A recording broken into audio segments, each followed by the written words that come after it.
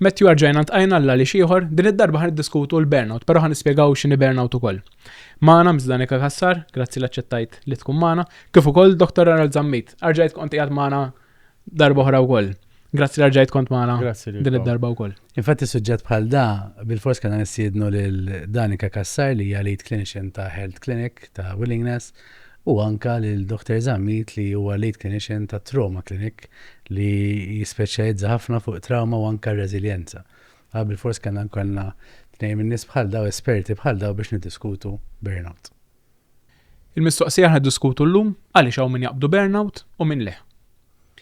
Burnout fl-opinjoni tiegħi ovvjament issajnuni intkom hija meta persuna moħħu għajja ma jiflaħx iktar minħabba li kienu jġor għal żmien twil, forsi kienet jġor tabija ġo moħħu li ma jiflaħix, moħħu għażel li ċeda, jew nkella ċeda aktar milli għażel u ma jiflaħx iktar. Ma nafx hiex id-definizzjoni kif kuttu għandhom. Li mbagħad il-ġisem kif jiġilu l-moħħ ħalli effett fuqu u jien nħobb inqabbelha jisu mal-espressjoni li inħossni snibiċċa tal-art jisu tant kemm jiena u mitluqa li qed inħossni masura minn dak kollu li għaddejt minnu.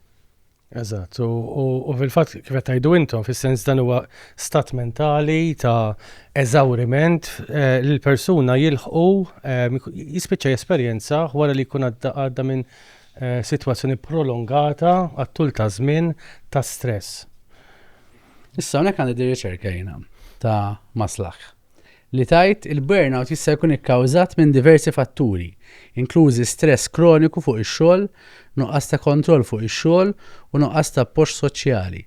Ir-riċerka wriet li l-interventi jgħinu li l-individwi identifikaw u jimmaniġġjaw ħsibijiet u drawwiet negattivi. Hemmhekk qed nara ħafna fuq xogħol. Qabel ma nitkellmu fuqha, il-burnout isir biss minħabba xogħol? Le. Il-burnout, Dr. Zammit għadu kemm uża kelma ħafna prolongata, ġifieri jekk jiena sempliċi jista' jkun hobby vera l-qalbi ħafna nagħmel lilu minn xi nqum sa minn filgħodu sa flaxija sa ma norqod nagħmel jol tul żmien, nispiċċa nista' ngħejja minnu, jispiċċa nista' ddejjaqni u jista' jwassal għal li qabadni stress imbagħad jiġi l-burnout, ġifieri anke dawn iż-żewġ affarijiet huma żewġ affarijiet li jimxu id fit ma' xulxin jew jistgħu waslu għal xulxin, però huma żewġ affarijiet totalment differenti. Tajjeb. Issa maslaħ ir-riċerka tagħhom dik kienet ħafna fuq fid-dinja tax-xogħol. Allura ovvjament din il-quote tirreferi ħafna d-dinja tax-xogħol, però jiena nista' nkun mara tad-dar u xorta nħossni burnt out, dak jista' jitqies bħala xogħol ukoll. Tajjeb, imma kultant din l-idea li jiena li noħroġ mid-dar immur naħdem u niġi lura għandi aktar ċans inħossni burnt out, però r-realtà hija jekk kienet nagħmel xi ħaġa tul ta' żmien l-istess ħaġa tista' twassal għal dan. Jekk għandi tifel b'diżabilità u qed inħoss it-toqol dejjem fuqi eżempju u m'għandix momenti ta' rispajt, hemmhekk jista' jkun burnout ukoll. Lavorja xi ħaġa li qed nagħmel minn qalbi ma' persuna li nħobb. Xorta jista' jaffettwa is-saħħa mentali tiegħi. Dan raħ issa dejjem ikollok issa saqajk dejjem fuq il-pedala tal-gass. Dejjem għaddej. Inti ovvjament jekk ma jkun hemmx mumenti fejn qisu ħa tafas naqra dik il-pedala tal-brejk eventwalment laħa jiġri se jiġri l-karozza ħa tieqaf. Ġifieri kultant li ħajkonna bżonn u ovvjament ħanajju l-magna taf inti ħajkun hemm imbagħad dak l-istat ta' eżawriment fiżiku emozjonali. Jiġifieri ovvjament importanti u xekk li jkun hemm momenti fejn aħna isu nagħtu permess lil nfusna ġdi mhux dejjem l-iktar ħaġa faċli, x'għamlu nisimgħu diffiċli biex jagħtu dak il-break. U lek naħseb jiena forsi wkoll importanti u insaqsu għaliex ċertu nies isibu aktar diffiċli mill-oħrajn minn ħadd ieħor biex jieħdu break. U naħseb jiena forsi wieħed mill-fatturi li jista' li għandu rwol f'dan il-proċess huwa illi forsi ċertu nies jabbinaw il-mod kif huma jaħsbu fuqhom infushom. Jabbinaw il-mod kif ħarsu lejhom infushom ma dak li jkunu qed jagħmlu. Jiġifieri jekk jiena l-argument mhux qed nipproduċi il-100% jew il-110%, tisma' ħafna nies nagħti il-110%, laqqas għadna 100%, issa 110%. Issa jekk ovvjament dik ix-xi ħaġa jiena li qed ittini ċertu emozzjoni pożittiva fuq innifsi, nħossni kapaċi, nħossni li qed inkun produttiv. Forsi anka ħadd ieħor qed ifaħħarni. Dika jekk jiena is-sens ta' min jiena u ta' kemm jiena nħoss li jiena kapaċi fuq innifsi ħadd tkun tiddependi fuq dik il-ħaġa biss, hemmhekk naħseb jiena ħajkonna problema. Għax imbagħad il-persuna ħajibqa' jippuxxa lilu nnifsu, għax ovvjament jekk ma jibqax jipproduċi b'dak il-mod hemm ċans li forsi jibda jħossu li mhux kapaċi biżejjed. Jiena jisu naqbel miegħek, però at the same time, ġifieri, aħna importanti li nagħmlu l għandna bżonn li nagħmlu għaliex għandna rwoli differenti fis-soċjetà, fil-familja, fiċ-ċriki kollha li qegħdin fihom, però ikun hemm break ma jfissirx li jiena break ħampoġġi bil-qiegħda noqgħod relax ma nagħmel xejn. Dik hija tista' tkun tip wieħed u importanti li daqqa kultant nagħmilha, imma pereżempju l-break jista' jkun eżempju jien niltaqa' ma' ħafna nies li eżempju ħanaqbad dal-eżempju huwa wieħed mill-aktar komuni. Xogħolhom jaħdmu pereżempju bħala accountant, imbagħad huma jridu jixtiequ jagħmlu volontarjat u jmorru jagħmlu x-xogħol volontarjat ta' accountant ma' xi ħadd ieħor.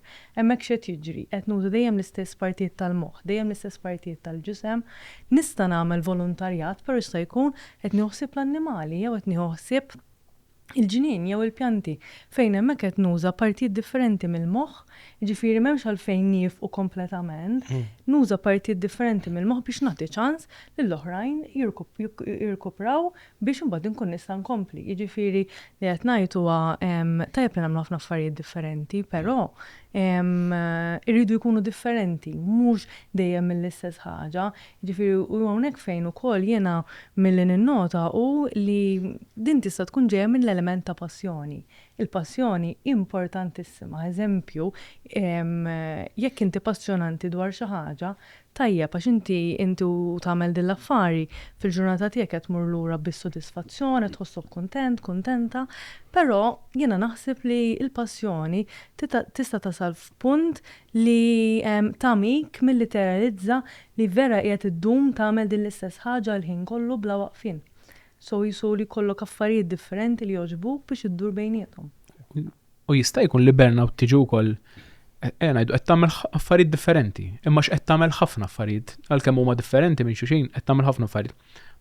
Pereżempju għandek diġà ħajja mimlija, naf għandek ix-xogħol tiegħek, ċertu passatempi, forsi tagħmel xi volontarjat, imma ddaħħal xi ħaġa oħra li qabel tkun xi ħaġa ta' ftit sigħat fil-ġimgħa, imma xorta x'żid xi ħaġa. Literalment il-burnout tiġi hemmhekk u l-problema x'aktarx mhix għax dawk is-satejn li żied fil-ġimgħa, imma għax kollox f'daqqa. Jien naħseb li skont għaliex jekk l-affarijiet li qed nagħmel mhumiex jikkawżaw l-istress, hemm ċans li ma jqabadniex burnout, imma jekk kull ħaġa li qed nagħmel qed tikkawża l-istress, l-istress akkumulat huwa li jwassal għal burnout. So dik hija mill-riċerka x'tajt u anke x'nara max-xogħol man-nies. Eżatt, ġas biex inkompli naqra ma li qed Danika, eżatt, mhux l-attività per se. Però kif l-attività jisu xed għalfina wkoll. Xed titriggerja fina, ġifieri aħna jekk anke naħsbu fuq is-sistema tagħna, is-sistema nervi system tagħna. Is-sistema tan-nervituri tagħna isu hemm żewġ partijiet differenti biex ngħidu hekk. Hemm dik il-parti li nsibuha bħala sympathetic, li tiġi attivata meta aħna inkunu qegħdin taħt qisu sitwazzjoni ta' stress biex ngħidu hekk. Okay? Issa ovvjament jekk aħna dik il-parti tas-sistema tagħna ħad tibqa' attivata għal ċertu ħin prolongat mingħajr ma issa dik isu meta tfajna saqajna fuq il-gass. Okay? Dil-parti tan-nervous system isu meta saqajna fuq il-gass. Jekk dik mhux sentuha mhux ħanaslu f'punt fejn qisu nejnuha biex isu tislowja naqra, hemmhekk ovvjament ħajkonna problema. Barra dik il-parti mbagħad hemm dik ngħidla l-parasympathetic li tgħinna lilna biex nibbrejkjaw. Issa jista' jkun hemm attivitajiet li kemm il-darba dawn l-attivitajiet qegħdin jgħinu biex jattivaw mhux is-sympathetic imma l-parasympathetic dik il-parti li tgħinna biex nislowjaw u ġast nirrilassaw fina nfusna. Hemmhekk naħseb jiena jisu rilevanti mill-ma tip ta' attività qed nitkellmu fuqha, però dment li dik il-parti tagħna tkun qiegħda tiġi attivata, Jien naħseb dik tista' tkun tajnuna biex isu noħolqu naqra dak iktar il-bilanċ bej il-gass u l-break. Ġifieri min qed jisma' u jgħid jien għandi burnout jew le. X'mistoqsijiet għandu jsaqsu nnifsu biex jinduna għandux burnout jew le. X'inhu huma t-telltale signs li jinduna l-persuna fuq innifshom, bad forsi niddiskutu wkoll kif in-nies ta' madwarna jistgħu jindunaw. Imma il-persuna fuq innifsu kif jista' jinduna li għaddej minn burnout jew qiegħed viċin ta' burnout.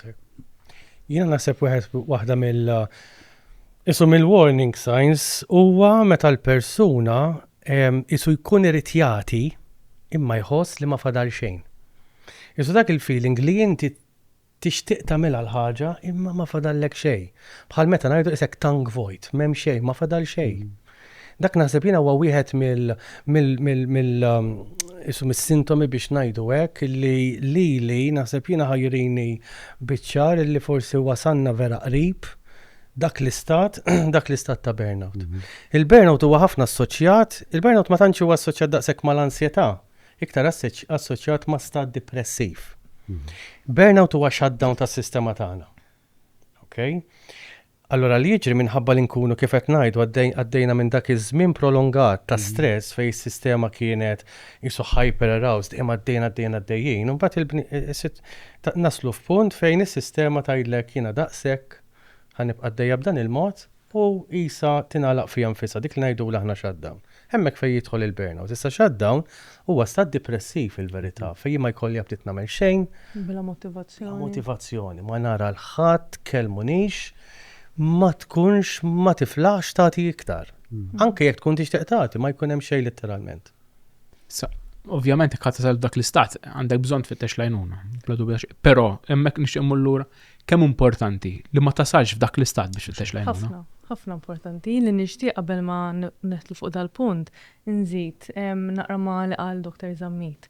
Ir-riċerkaturi ħafna li burnout ukun hemm 3 sintomi prinċipali li jżodu kemm aċċenna l-jom ftit Dr. Zammit. Però waħda partikolari li nixtieq nifoka fuqha hija depersonalization li jiena qabel kont inkun eċitata mmur dawra bir-rota kuljum. Issa biex naqbad nirkeb fuq dik ir-rota saret wisq diffiċli biex nista' nagħmilha. Tajjeb.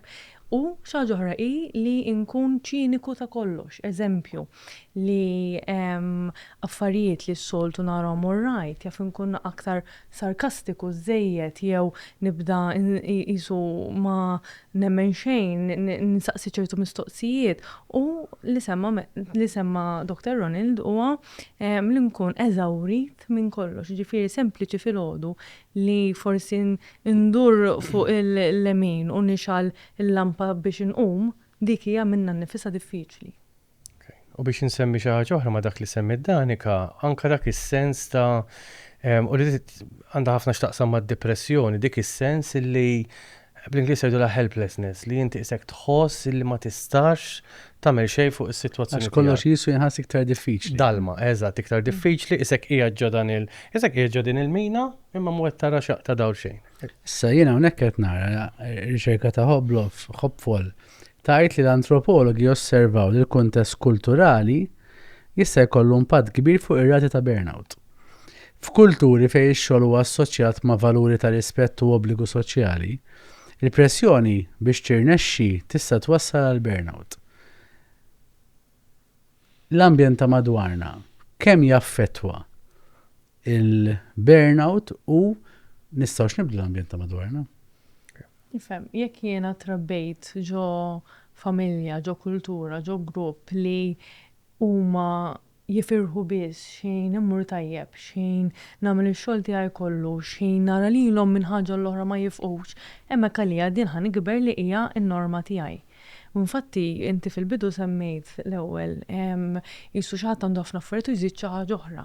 Il-mistoqsija tiegħi hemmhekk ukoll tkun li għaliex ma tistax toqgħod forsi kwarta bikwitek tosserva ta' madwarek, forsi tfittex naqra natura, tista' toqgħod biss tixrob tazz-ilma tħares lejn it-tazza tal-ilma stess. So jiena naħseb jekk fi kultura li dik mhijiex aċċettata, naħseb li hija diffiċli ħafna li jiena nkun kapaċi ngħid issa nista' nieqaf, jiġifieri jiena naħseb l-environment ta' madwarna jaffettwa ħafna. Eżatt, u naħseb jiena kif qed tajtin dan so ngħixu f'kulturu xek fejn nitfgħu ħafna valur fuq il-produttività, fuq kemm qed nagħmlu. Iktar milli forsi fuq l-importanza illi nifqu ftit. Emmin ukoll kif emmin mhux kapaċi jgħid leħ għal ċertu affarijiet, ġifieri ħabbli dik xi ħaġa żgħira, forsi ma anke minn talabilek ma kienx ħajpretendi li ħadd tkun daqshekk ta' effett fuq saħħtek, imma x'inti tkun persuna minnek li m'intix kapaċi tgħid isma' għandi biżejjed leħ.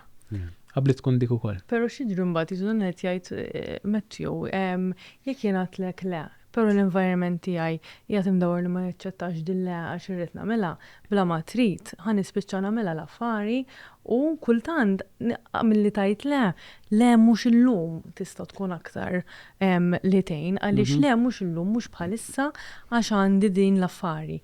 Ħa nagħmilha għada. Jew nista' nagħmilek il-ġimgħa d-dieħla fejn imbagħad il-persuna l-oħra tiddeċiedi hi kemm hi urġenti din l-affari. Ġifieri forsi le biss ma naraħx daqshekk prattika għaliex l-persuna talbitek xi ħaġa bil-forsa hemm bżonna forsi nbiss tista' tagħmel din l-affari u l-persuna oħra tajt mela ħajkolli nistenna mhux jiena ngħid iva dejjem nieħu u mbagħad il-platt tiegħi jimtela li ma nistax għax jiġri mbagħad kan ngħidlek iva fil-biċċa tax-xogħol ma tkunx tajba daqshekk kieku qatlek le mhux issa, ġifieri jiena kieku hekk nagħmel. Anke xi ħaġa oħra inti bdejt biha wkoll fil-bidu semmejta dan li burnout tista' tiġri wkoll meta xi ħadd pereżempju ġurnata jagħmel ġurnata d-dar, jaħdem id-dar, mara tad-dar, li jagħmel ġurnata d-dar. Jien bdejt naħseb anzi ma nafx qabel sejjer żbaljat ukoll.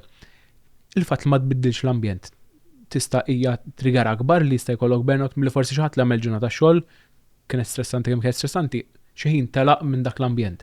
Ma nafx tagħmilx differenza l-ambjent. Semmi naħseb punt tajjeb ħafna li jiena naħseb taffettwa l-ambjent sewwa, però jiena nżid magħha hija jekk kontx dar waħdek jew le. Anke sempliċi sewwa ġifier kmur ġu uffiċċju, però hija ġo uffiċċju waħdi ma tkellemt ma' ħadd huwa l-ekwivalenti tajjeb għaliex aħna bħala bnedmin aħna annimali soċjali u din in-naqra imqar kelma l-ewwel hemm li forsi sakemm mur nagħmel bela kafelt qajt ma ġewwa il-kċina u qatt ħajma x-ġurnata jew xi ħaġa hemmhekk dik qed tenni jiena nieħu ħsieb li naqta sekonda u forsi nista' nirrelata mal-persuna, qed nissoċjalizza mal-persuna.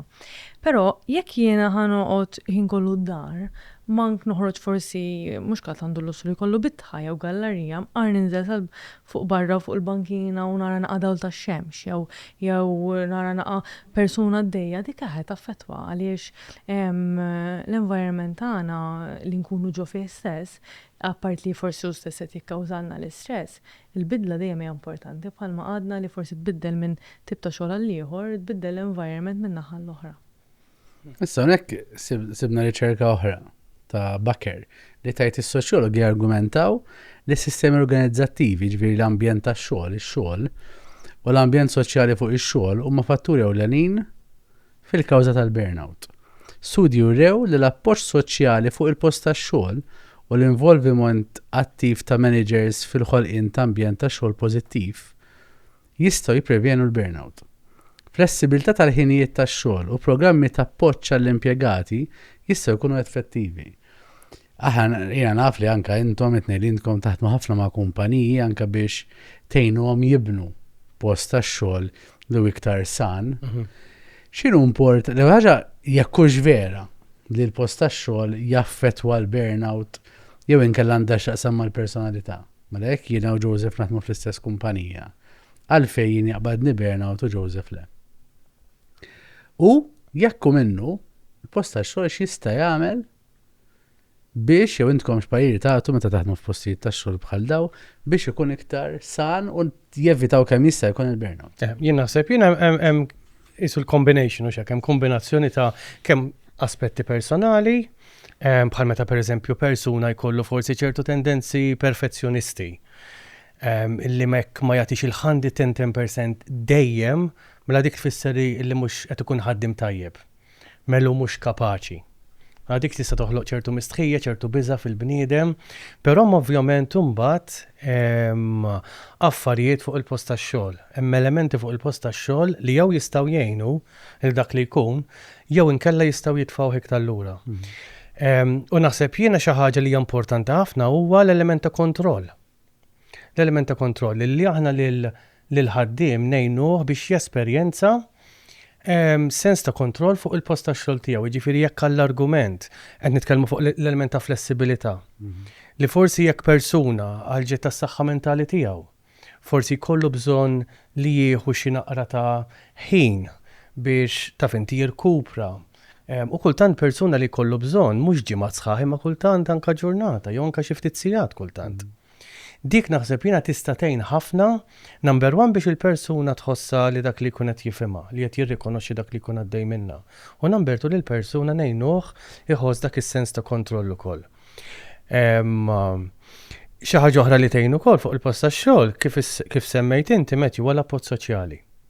U għal xiex l-appoġġ soċjali jgħin ħafna x'jekk toqgħod taħseb meta aħna nkunu għaddej minn stat prolongat ta' stress, meta nkunu f'dak l-istat mentali ta' stress, anke fuq livell bioloġiku, li kun qisu qiegħed jiġi produċut fis-sistema tagħna huwa din it-tip ta' hormon partikolari li jisimha cortisol.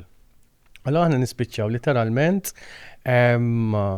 b'livelli għoljien ħafna ta' cortisol. Issa cortisol hija stress hormone li teċitanna s-sistema.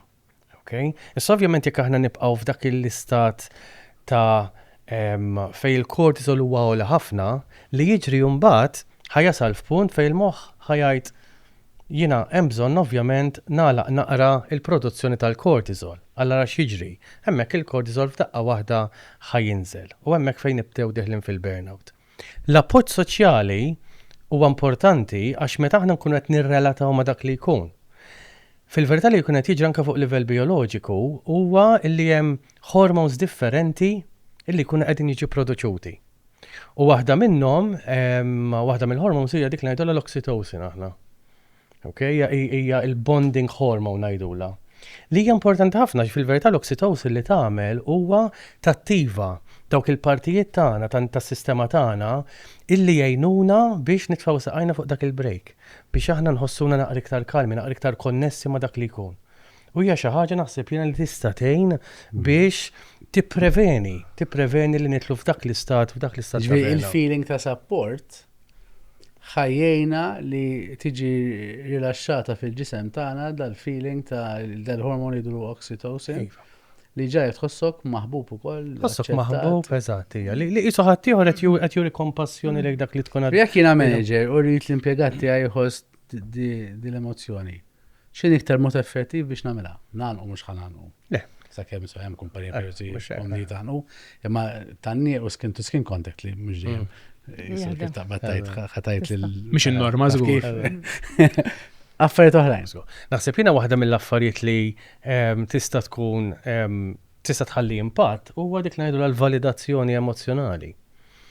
Jiġifieri ħanati eżempju, jekk jien pereżempju qed inħossni u jkollni nintaqgħu ma' ħafna klijenti wkoll illi sfortunatament jintaqgħu ma' daw it-tip ta' sitwazzjonijiet fejn huma wara żmien twil jippruvaw jibnu l-kuraġġ biex jitkellmu fuq dak li jkun qed iħossu, imorru fuq il-manager tagħhom, ġieli ħafna drabi jistennew anke sal-appraisal għax ma jħossux li jkun jistgħu jagħmluha qabel, imorru fuq il-manager tagħhom u ovvjament jibdew jiftu qalbhom bil-mod il-mod, però ġieli jkun hemm sitwazzjonijiet fejn forsi il-managers tagħhom mhux neċessarjament b'dak li jgħidulhom ikunu qed jgħinuhom.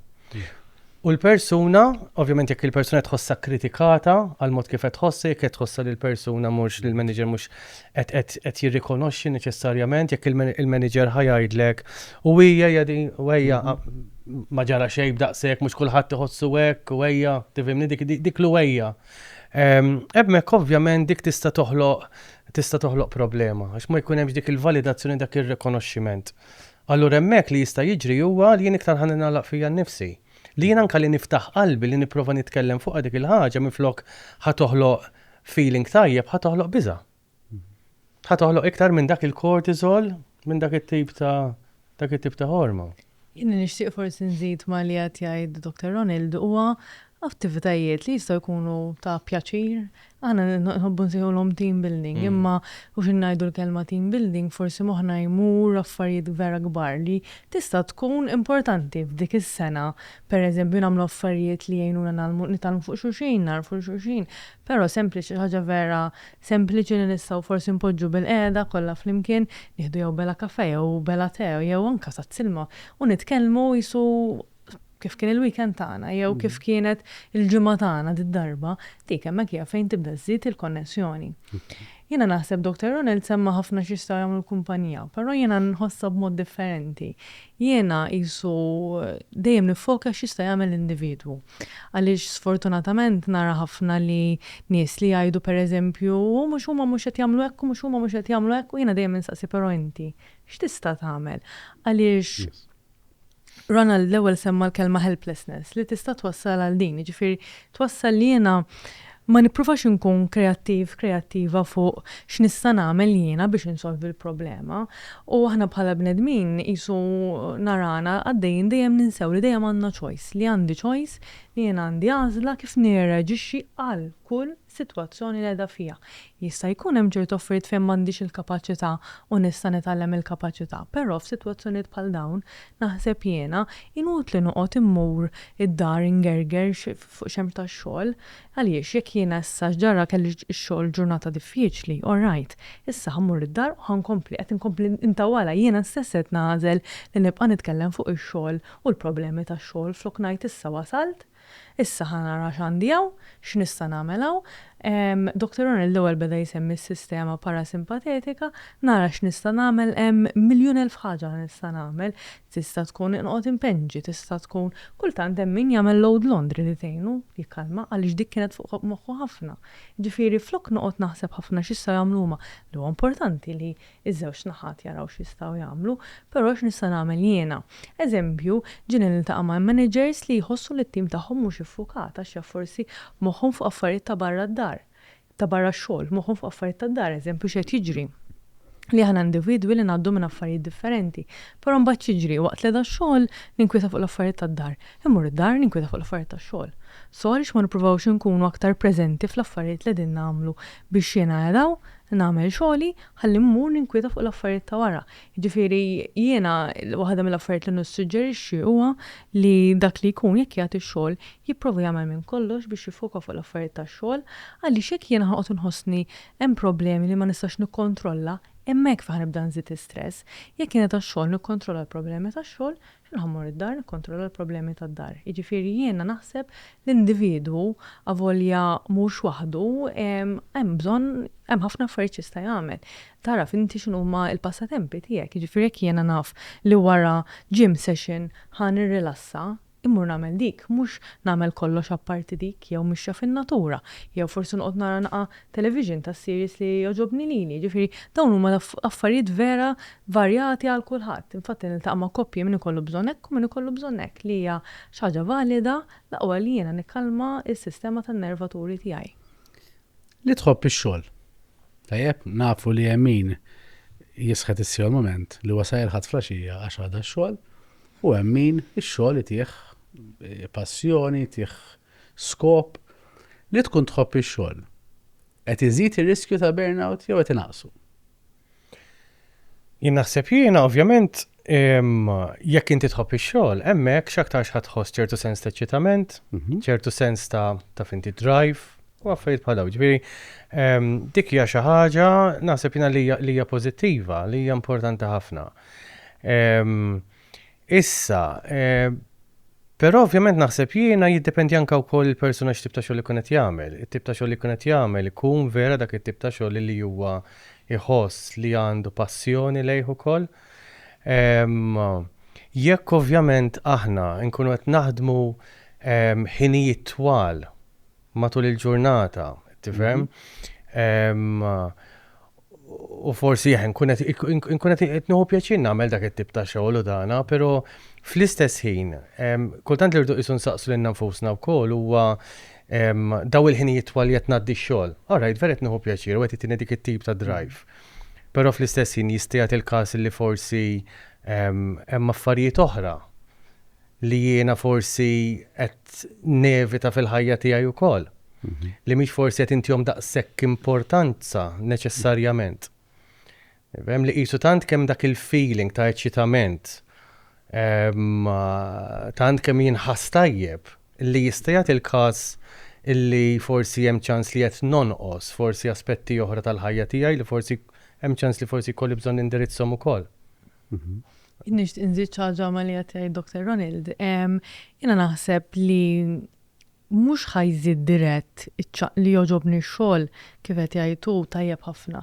Però mhux ma naħsibx li jżid il-ċans ta' burnout dirett, jaf forsi inessini jew jamini li forsi qed nagħmel l-istess ħaġa għal tul żmien ta' ħin. Issa però rridu nkunu realistiċi kemm hu possibbli, ġifieri jaf bħalissa ħanerġa' naqbad mal-accountants għax dak l-eżempju żgħid l-ewwel. L-accountants eżempju jkollhom ħafna deadlines, ġifieri jaf ħajjiġu momenti fejn għandhom ħafna deadlines li bla ma trid siegħa żejda satejn żejda jkollok tagħmilhom. Issa jew ħanajt alright mela bħalissa kemm bżonn ħanamlu u x'in nkun aktar kalm nagħżel punt fejn forsi nista' nieħu naqa' ħin tal-misrieħ. Jew mmur id-dar ħanqgħod ingerger kull darba li spiċċajt erġajt ħedimt aktar ara dejjem hekk u hemmhekk qiegħed nirrabja lili nnifsi. Issa s-suġġeriment tiegħi huwa dan. Ħares fuq medda ta' xarejn tlieta. Kont il-ħin kollu qed tagħmel overtime il-ħin kollu. Jekk it-tweġiba hija iva, trid tara sa tagħmel. Trid tara tix tkun aktar assertiv biex tgħid le, tix sar għandek bżonn tiddiskuti l-affarijiet mal-manager tiegħek. Jekk ma kien iċċekk, jekk it-tweġiba hija le, mela hija tajjeb. Eżempju, jiena nħobbu nitkellmu ħafna fuq din l-imbirka work-life balance tajjeb. Imma jisu xin nkunu all work natu kasa, xin mbagħad nkunu all life ninsewa. So jiena pereżempju ninsaqs ngħidulhom allura xin tkun fuq holiday, tkun ilek ġimgħa holiday tgerger li your life. Għaliex jisu id-dinja wis tħares l-negattiv lejn ix-xogħol. So ħares l-aħħar 6 xhur. U mbagħad jisu stok tal-affari. Għax jisu mbagħad aħna kulħadd jieħu dak li jaqbillu, ġvera. Jiena nemmen u anke esperjenzi personali ġifieri li xogħol tista' anke qed tagħmel xogħol li dejjem ħollhom tliet xieq tagħmel, tista' tkun imdejja fix-xogħol tiegħek. Però bl-istess mod totalment fuq in-naħa l-oħra tal-paġna li tista' qed tagħmel xogħol qatt ma ħsibt li ħad tagħmel, li forsi ċ-ċirkostanzi poġġek biex tagħmel dak ix-xogħol, imma qed tħobb li tagħmlu. Però naħseb li anke kif tħares lejant il-biċċa xogħol. Jien ħanitkellem minn esperjenza tiegħi jien żgur qatt ma immaġinajt so 15-20 sena ilu l-anku qed nagħmel ix-xogħol li nagħmellhom il-ġurnata. Kien hemm żminijiet li fix-xogħol tiegħi kont inħossni li mhix kuntent, però mbagħad waħdi ħadd id-deċiżjoni li isma' jew ħanibqa' f'di triq jew nbiddel ix-xogħol jew nkella rid insib ways biex inħobb ix-xogħol tiegħi. Ħadd dik id-deċiżjoni u llum il-ġurnata kuntent immur kuljum kuntent għax-xogħol. Ġifieri, però naf nies li għandhom karriera li dejjem xtaqu imma xorta għandhom u il-fatt li ma tkunx kontent, ġalek tkun stressjat bla dubju ta' xejn fuq xogħol. U forsi aktar milli x-xogħol innifsu, il-fatt li qed issib l-iskużi u d-dwejja u l-krua ta' xogħol kull xogħol fih l-istress. Ma naħsibx li jeżisti. Il-meaning il-meaning għaliex l-iskop li tagħti dak li qed tagħmel. Jekk inti filgħodu qed titmal moħħok u f'xi dwejja ma rridx inkun hawn u f'xi dwejja taħt faċċata tiegħi tad-desħa toqgħod tħares li blikraħ li mallem ħerġa qbad miegħi. U dejjem qed titmalek innifsek dik l-arja tqila. Ovvjament dak kol ħatgħaddi minnu ħadd tħossu ħafna tqal. Jekk inti ħadd tisma' bħalissa f'ħajtek qiegħed hawnhekk. Taf li għandek sena sa ma ġemma tant, sa ma tispiċċa dal-kors, sa ma ikollok biex tista' tavvanza jew tibdel jew tagħmel xi differenti. Mela ejja naċċettawha di u insibu skop f'dak li din nagħmlu. Jien nemmen ma nafx intkom x'taħsbu li tagħmel differenza. Iva għaliex il-lingwa li nużaw ta' kuljum taffettwa jien kif ħanħossni. Jiġifieri, jekk jiena ħanajt jien għandi depression kull filgħodu ġurnata sħiħa, nista' ma kellix, eventwalment ħajkolli. Jekk jiena ħanajt ħanara x'ser nagħmel jew ħanuża kliem ieħor ta' illum ħatkun ġurnata tajba, din mhix xi tattika manipulattiva tajjeb, din hija strateġija li inti tista' tuża biex taf li inti ħatħossok aħjar għaliex il-moħħ u l-ġisem konnessi ħafna u l-lingwa li nużaw hija xi ħaġa importantissima li vera ninsewha. Għalhekk nisħaq ħafna jekk jiena stressjat ma nużax il-kelma burnout għax ħanħossni jar. Jekk jiena stressjat ħanajt li jiena stressjat. Tajjeb, ġifieri. Aktar il-lingwa li tuża miegħek innifsek, Yes. kważi aktar effettiva mill-lingwa li użaw lew semmejna manager kif ikun fuq il-ħaddim tiegħu. Iktar milli jista' jkun li jgħidilek ħadd ieħor. Il-lingwa li tuża miegħek innifsek hija effettiva u tagħmel differenza u tista' tieħdu kallar ukoll. Iktar mill-kelma oħra li jista' jgħidlek jew il-fatt li forsi ma jivvalutakx minn hemm fuqek. 100% eżatt. Li xtaqt insit ukoll, għax isu waqt li qed nisma'hom titkellmu isu qajt naħseb ukoll fuq din l-idea, fuq din mistoqsija ta' jekk isu jkollok xogħol li jtik dak l-excitement u dak li tqum fil-ħodu vera tmur tkun tixtieq taħdem u dak jista' jasal punt fejn forsi inti tibda tħossok stressat jew eventwalment anke tispiċċa burnt out. U jiena ħan nitkellem fuq innifsi bħala psikologu, terapista, ma nimmaġinax nagħmel xogħol ieħor minn dejjem xtaqt nagħmel dan ix-xogħol. U nħossni vera grat illi għandi din l-opportunità u nqum filgħodu u vera nkun ħerqan biex immur naħdem ngħin in-nies, però ma jfissirx ukoll illi mhux se jkun hemm punt fejn jien ħajkolli bżonn ngħid Ron, għandek bżonn Ta' ftit. ta' ftit. Illi naħseb jiena l-importanti li jkun hemm qisu dak il-bilanċ u li jkun hemm realizzazzjoni, rikonoxximent ta' meta aħna forsi jkollna bżonn nislaw jew ftit. Mhux neċessarjament ġieli nifqu, ma anke ġast nieħdu naqra ħin għalina nfusna. U biex anka nitkellmu ma' min bħalissa forsi qed jismaw jgħid da ħafna ħajm, ħafna fsiet u illum il-ġurnata forsi kulħadd moħħu biex joħsib l-impjegati imma produttività tonqos. Riċerka oħra ta' Schauffel tgħid l-ekonomisti josservaw li burnout jista' jkollu impatt ekonomiku sinifikanti permezz ta' tnaqqis fil-produttività u żieda fl-assentejiżmu. Ġifieri meta inti mhux qed talloka ħin fej il-manager poġġa biqeda u tkellem, fej it-tim tiegħek ejn tieħu tiegħu innifsu u inti stess kultant tfakkar isma' ilek ma tieħu leave meta tieħu għadha leave. Tajjeb x'qed tagħmel fil-weekend, naf li qed tagħmel masters isma' mhux qed tieħu naqgħa ġurnata għalik. Jekk inti mhux qed tagħmel hekk u di skur ħajfmuha jibda ġej il-Mart u kultant ikun hemm min tisma' xina nikkoċja min ħaddem u kultant jgħidu ikun hemm min jgħidlek għadha tieħu s-siek issa. Ma ħafna drabi hija ċara bl-evidenza jiġifieri li meta xi ħadd qed jippuxa nifsu żejjed u għal żmien twil ħajibda jimret iktar. Li jiena inħobb nispjegaħħa bħala il-ġisem qed jgħidlek inti ma trix tieqaf, mela ħanwaqfek jiena. Jew ħatrieħ, jew deni, jew ġara xi ħaġa biex inti jkollok bil-fors tieqaf u tuħsib tiegħek innifsek. Ġifieri u tnaqqas il-produttività. Għax jekk inti tħossok għajjiem bħalma beda jsemmi Dr. Zammit l-ewwel m'għandekx iktar minn fejn tferra minn fejn tagħti, ovvjament ħatkun dimotivat u x-xogħol tiegħek ħatati ħafna inqas.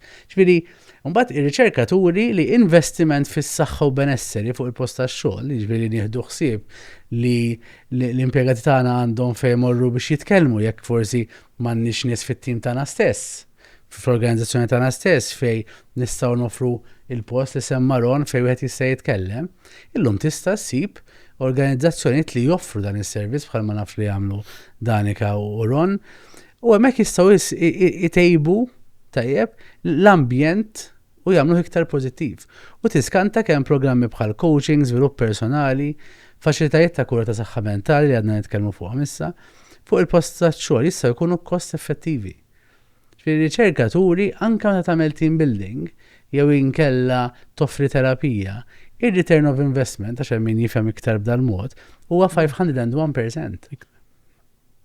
Ġifieri inti għal kull euro li qed tagħti qed tieħu lura 500% ta' produttività. Għax inti qed tinvesti in the long term. Sfortunatament mela jiena l-ewwel għattilkom li l-preżenti huwa importanti li ngħixu fil-preżenti hija importanti, imma ma rridx nara sam nieħri biss, irrid nara li lin jiġifieri din l-affari forsi jiena bħala kumpanija forsi qed naraha bħala kost kbir bħalissa, però in the long term bħala xhur wara din tista' tibbenefika ħafna affarijiet għaliex kif qed jgħid tajjeb Matthew, jekk jiena ħankun burnt out, il-ġisem ħajamel shutdown ta' vera li tispiċċa fis-sodda ma sax tiċċaqlaq għaliex għax l-immunity system titbaxxa u hemmhekk inkunu aktar suscettibbli li nlaqtu viruses u nimirdu aktar. Jiġifieri jiena tajjeb li dak li jkun infakru li kultant tajjeb li tieqaf tieħu nifs, forsi llum ma kellekx ċans tieħu l-break għax kellek tispiċċa tiekol u tkompli għaddejjem ma kultant isma' waqaftu sekonda tieħdu naqa' break flimkien. U anke mbagħad id-doppju jkun li tieħdu flimkien u inti tieħu l-break tissoċjalizza. Kemm importanti speċjalment forsi f'kumpaniji li n-natura tax-xogħol tagħhom ma tippermettix li jkun hemm flexible hours pereżempju. Allura tkompensa tal-affarijiet naf jew pereżempju kumpaniji li għandhom perjodi tas-sena li ma tistax dak li jkun ma jistax jieħu leave għax hemm ċertu deadlines. Allura mbagħad tikkumpensa b'dawn affarijiet kemm huma importanti. Kemm huma importanti. Mistoqsija sketta. Minu l-iktar friskju ta' burnout? Ġifieri kieku kellek taħseb liema tip ta' personalità jew liema tip ta' xogħol jew liema tip ta' ambjent ħajwassal iktar għar-riskju li jasal għal-burnout. Jiena naħseb fuq livell ta' personalità. Issu kif semmejt qabel naħseb isu wieħed mit-tendenzi li hemm ċans li ħajkontribwixxi għal burnout huwa dak it-tip ta' perfezzjonizmu. Mhux il-perfezzjonizmu u sa nispjega d-differenza, mela isu meta nitkellmu fuq perfezzjonizmu isu hemm żewġ tipi differenti. Dak il-perfezzjonizmu illi jista' jgħinna sa ċertu punt, okay? U mbagħad hemm dak it-tip ta' perfezzjonizmu li ma jgħinx. Mela l-perfezzjonizmu li jista' jgħin huwa meta aħna ikonna ċertu standards. Okay? Milli jiena ikolli standards ta' fejn nixtieq nasal, ta' x'għandi nagħmel, però jekk għall-argument ma jirnexxilix nasal, mhux se noħodha kontrija nnifsi. Ħankun naqra iktar ġentili. Okay? ħanitkellem kif għadt inti l-ewwel, ħanitkellem forsi b'mod lejja nnifsi li forsi ħajkun naqra iktar inkoraġġanti. Li mhux ħanikkritika lili nnifsi, mhux ħanajja lili nnifsi. Okay? Però mbagħad hemm dak it-tip ta' perfezzjoniżmu. Fejn persuna u dan ġeneralment ikun daw it-tip ta' nies illi għandhom tendenza li jkunu ħorox ħafna magħhom infushom. Li jkunu perfezzjonisti imma jekk ma jirnexxilhomx jilħqu ċertu miri, ċertu targets, hemmhekk ħajtlu f'battalja kbira magħhom infushom. Ħajispiċċaw ikunu vera kritiċi tagħhom infushom. Okay? U hemmhekk ovvjament dik ħadd tistfana f'riskju. Riskju kbir li l-livell anke l-livelli tal-istress ħajolew. U fil-fatt li turi riċerka medika huwa li għal-moħħ mhux se tagħmel differenza jekk hux il-ħaġa tngħidha lilha nnifsi, lejha nnifsi anke jekk hux inti qed tgħidha lilha nnifsi, l-istess partijiet tal-moħħ ħajġu attivati. U li ħajġu protoġuti f'dak il-moment huma dak it-tip huma l-istress hormones. Bħal cortisol u dawk it-tip ta' affarijiet. Jiġifieri għalhekk iridu noqogħdu ħafna attenti wkoll. Jiena jisu biex nweġġeb il-mistoqsija tiegħek Matthew, għandi tweġiba, però mill-esperjenza mhux mir-riċerka. Il-persuna li ma tafx tagħmel kwarta maximum kull jum bil-kwiet dik tista' twassal għal burnout kbir. Ġifieri tgħidli għax għandi xogħol għandi tfal, dawn l-iskużi dejjem nisma'hom, imma ma jistax ikun li ma tistax issib kwarta bil-kwiet. Tista' tkun imwaħħal fit-traffic u ssiba din il-kwarta. Tajjeb, flok noqgħod impaqqpoq u nindanna ta' kemm għaw traffic, kemm ħanasal tard, issa m'hemmx tagħmel. Qiegħda, tajjeb. Ħanipprova, eżempju, jiena nissuġġerixxi biex ikun waqt it-traffic kun safe għas-sewqan. Tieqaf u inti u qiegħda ġo traffic, ġast osserva x'hemm madwarek. Għandek bżonn ikollok għajnejk vera miftuħin intu s-suq, jiġifieri inti tosserva tista' tara affarijiet li kieku kont għaddej gazdawn bl-autopilot ma tarahomx. Jew jisimgħu dal-podcast ukoll. Jew jisimgħu dal-podcast u jagħmluha fl-istess ħin. Imma jiena naħseb persuna li mhix kapaċi tieqaf hemmhekk fejn hemm il-problemi u forsi ġejja minn l-idea tas-soċjetà u dan l-affarijiet, però tajjeb li nieqfu. Issa nista' nieqaf u niekol bħala familja, imma jiena niekol m'għandix għalfiex ikoll it-television mhix hawn.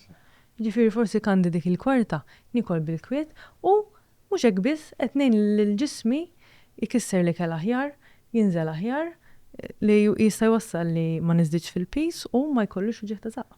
Ġifieri il-benefiċċji huma endless. Ġifieri aktar milli xogħol jaffettwa kemm persuna suscettibbli għal burnout huwa l-karattru tal-persuna ukoll. U d-deċiżjonijiet. Aħna naħdmu ħafna ma' psikologi, aħna naħdmu ħafna supervision anke ta' psikologi u ta' terapisti. Naraw nies bħal pulizija li jaħdmu f'każijiet diffiċli, nies li jaħdmu fl-emerġenza. U l-iktar ħaġa x-xogħol huwa li hu. Mbagħad ovvjament inti issaħħaħ is-support system tiegħek u kif inti tissapportilek innifsek biex tkun kapaċi tiflaħ dak it-tip ta' stress.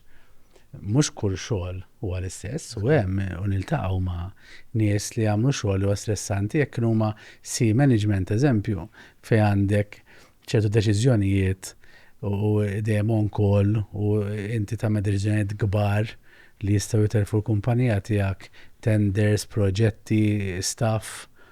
Huma affarijiet li l-istress huwa parti mill-ġurnata tiegħek. Għarti tara kif il-kumplament, ma nistax naqas is-stress, ma nistax inti bħala CEO, CFO, tajjeb tajt isma' jiena irid innaqqas l-istress minn fuq ix-xogħol. Kif tista' jekk inti xogħolok huwa tiddilja ma l-istress ħin kollu. Mela allura trid issaħħaħ il-kumplament biex imbagħad meta inti qiegħed ix-xogħol għandek is-support u dak kolli għandek bżonn biex inti tkun b'saħħtek. Infatti xaqt insaqsi wkoll fuq ir-reżiljenza u l-burnout għandhom x'jaqsmu ma' xulxin u waħda twassalx li tippreveni l-oħra jew le. Okay. Naħseb ir-reżiljenza hija anzi importantissima ħafna. Għax aħna meta nitkellmu fuq reżiljenza li qed nitkellmu fuqha huwa isu l-kapaċità tal-bniedem li jadatta għal dawk is-sitwazzjonijiet diffiċli li jkun għaddej minnhom u li jirkupra minnhom dawk is-sitwazzjonijiet. Issa ovvjament jekk jien l-argument għandi sitwazzjoni diffiċli fuq ix-xogħol. Jew jekk jien pereżempju qed inħoss li qed niġi bil-mod iktar qed ngħajja, iktar qed inħossha diffiċli. Jekk jiena persuna b'valuri ta' reżiljenza, wieħed naħseb jiena mill-fatturi illi jagħmel persuna reżiljenti huwa number one illi jirrikonoxxi illi hemm problema, illi mhux qisu jiġġieled, isu dejjem jiġġieled miegħu innifsu, illi tirrikonoxxi illi għaddej minn mument diffiċli, okay? U li forsi hemm bżonn illi jiena nieħu ċertu passi, nagħmel ċertu affarijiet. U dik ovvjament tista' tgħin biex tippreveni il-burnout. Kieku kellna nagħmlu checklist għal prevenzjoni tal-burnout. Diġà semmejna ftit minnhom, imma nixtieq li jkollna checklist ngħidu għal iktar affarijiet importanti, ma nimmaġinaw COO, CFO li mhix jidħol ix-xogħol, sa ma jispiċċa mix-xogħol, huwa żmien ta' stress, se tkun mara wkoll ovvjament. Kif jista' dil-persuna tipprevjeni il-burnout? Kemm naħsbu fis-soċjal, fil-mentali u anke fil-fiżiku. Jan nidħol ħafna fuq il-fiżiku s-saħħa tajjeb. Hemm ċertu ikel li xinħan jieklu ħajqabbad il-ġismi inflammazzjoni. Jekk jiena nkun għaddejja mill-istress, ġismi ħajkun diġà affjammat. Jiġifieri jekk jiena ħanibqa' nżid pereżempju zokkor, żjud, dawn iżidu l-inflammazzjoni. So jiena bliet niekol mhux qed ngħin li nnifsi li il-ġisem tiegħi jirkupra. So l-ikel huwa importanti ħafna. Jekk tista' ma tissagrifikax ħafna l-irqad tiegħek, importanti. Aħna adulti suppost norqdu bejn 7 u 9 sigħat kull lejl, jafal min huma lussu, jafal min huma ftit, però importanti li tipprova tmiss is-7 sigħat tal-inqas kull lejl. Għaliex waqt li inti tkun wieqed, il-moħħ qed tkun qed joħsieb il-bqija tas-sistemi biex inti l-għada tħossok aktar fresh, tħossok aktar imqajjem. Jiġifieri jekk inti qed tissagrifika l-irqad ukoll, ovvjament hemmhekk ħajkun hemm naqra ta' problema.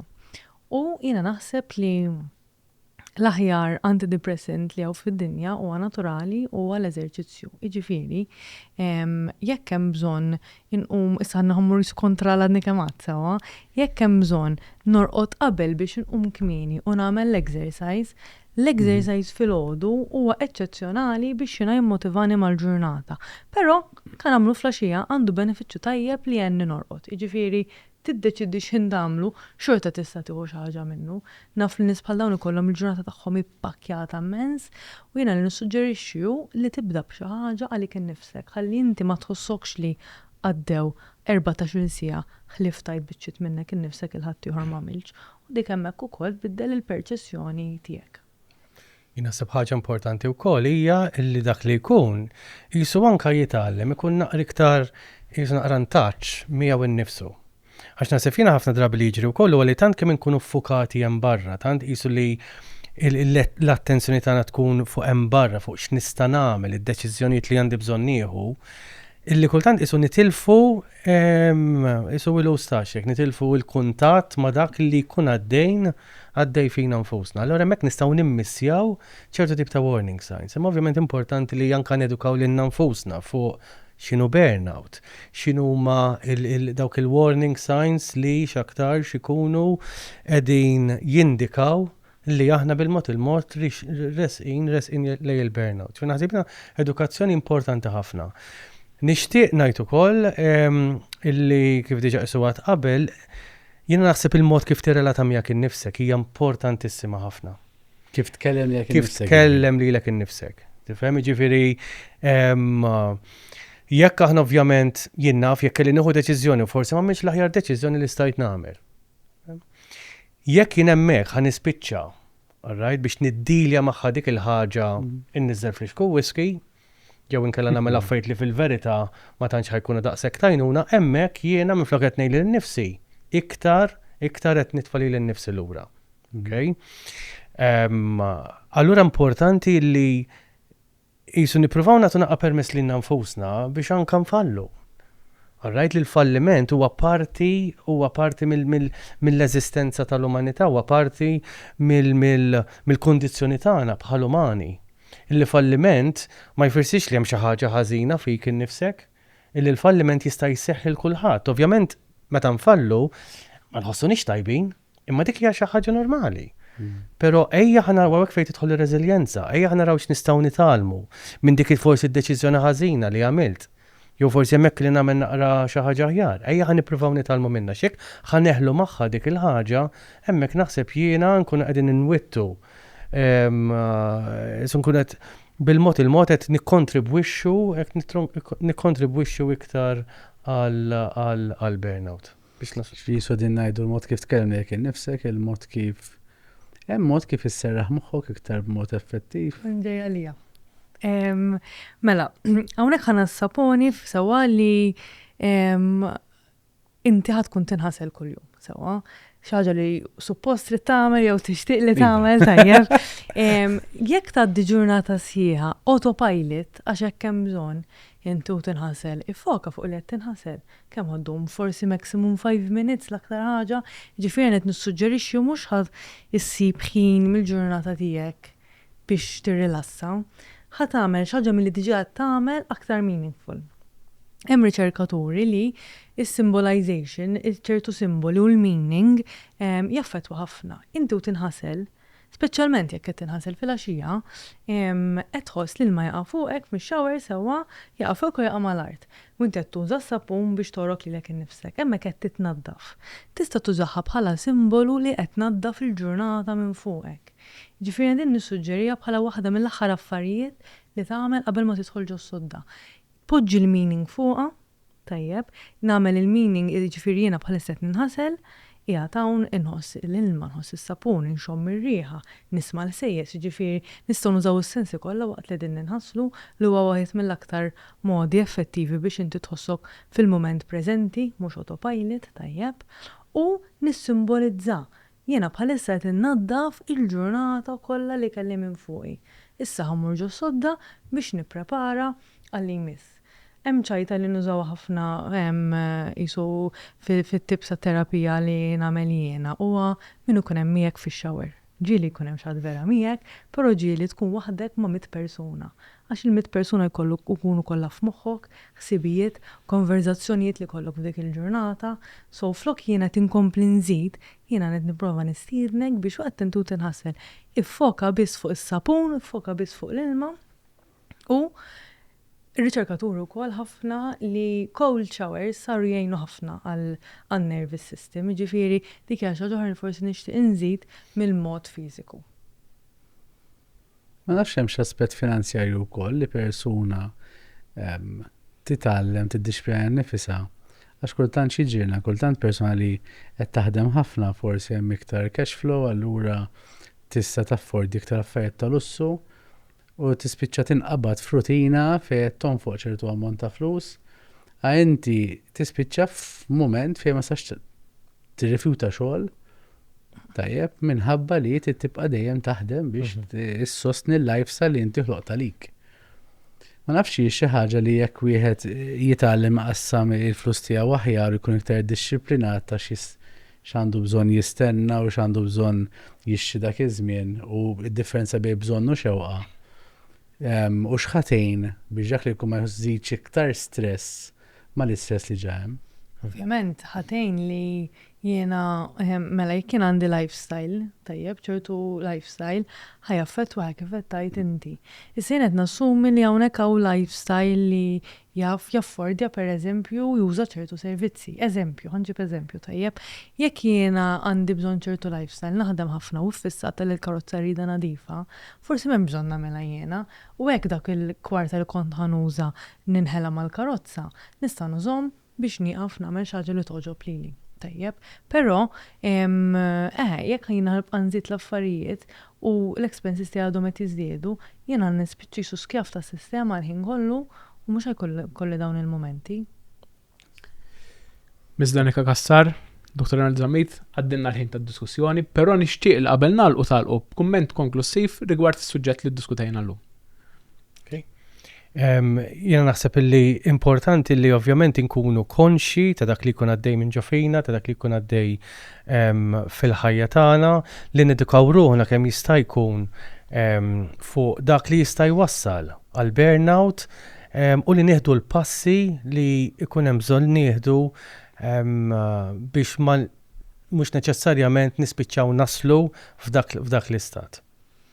Danika. Jiena li nixtieq ngħid huwa li jekk nasal li nkun burnt out hija r-responsabilità tiegħi ta' ħadd aktar u aħna bħala individwi għandna bżonn nieħdu ħsieb dik għalina nnifisna u għal xulxin u avolja diffiċli mill-burnout tista' toħroġ, però prevenzjoni hija ħafna ħjar mill-kura. Matthew? Jena nemmen li bħal meta għandek sala kbira b'saqaf kbir tajjeb tal-konkos. Jekk inti għandek il-kolonni, jekk ħassaħħaħ waħda minnhom u l-oħrajn ħadħalhom jiddajfu, ħad il-ġurnata ħajqa kollox. U jiena li prevenzjoni tal-burnout hija propju li għandna daw il-kolonni, 5 kolonni li tiżommu das-saqaf, tieħu ħsiebhom il-5 li huma, jekk il-ħajja soċjali, familjari, finanzjarja, mentali u anka fiżika, tieħu ħsiebhom il-5 li huma biex jibqgħu sodi biex inti il-ħajja tiegħek tibqa' sejfa li kien nifsek, mhux jaqa' kollox.